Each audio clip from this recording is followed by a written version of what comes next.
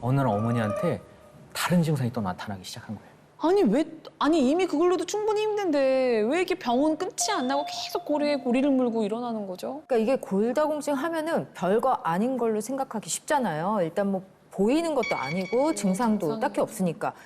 근데 골절이 있으면 활동량이 극히 제한이 되고 그러다 보면은 여러 가지 뭐 고지혈증이라든지 당뇨라든지 이런 이제 성인병도 악화될 수가 있고요. 또 이런 뼈 조각이 떠다니다가 어딜 누른다. 그러면은 신경마비 증상까지도 올 수 있는 거죠. 맞습니다. 이분한테도 또 다른 증상이 왔어요. 또요?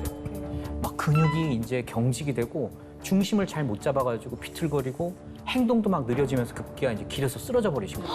어디 또 부러졌어요? 아이고, 걷지도 못하겠어요. 아이고, 어떡해.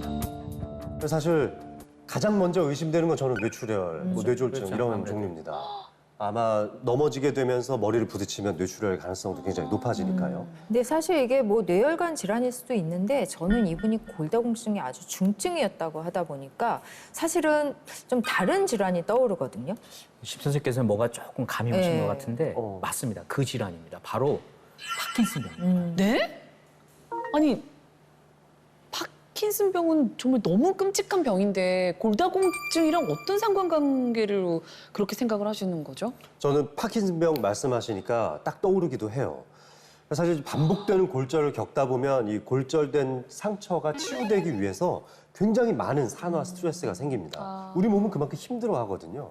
그런데 이런 산화 스트레스에 많이 노출될수록 뇌의 노화도 빠르고 또 파킨슨병과의 관련성이 높다는 연구 결과도 있거든요. 그럼 그 어머님은 도대체 지금 어떻게 되신 거죠? 어머니가 중증 질환에 앓고 계시고 일을 못 하시다 보니까 이제 아무래도 형편이 어렵고 딸이 병원비를 대면서 모든 일을 다 해야 되는 그런 상황이 아이고, 생겨요. 안타깝네요. 아이고. 일이 많다 보니까 이 과로를 이기지 못하고 네. 딸이 어머님 앞에서 이렇게 쓰러졌는데 거동이 불편한 어머니가 이 쓰러진 딸을 보고도 신고를 못 해버린 거예요. 안 된다, 우리 딸은. 안 돼요.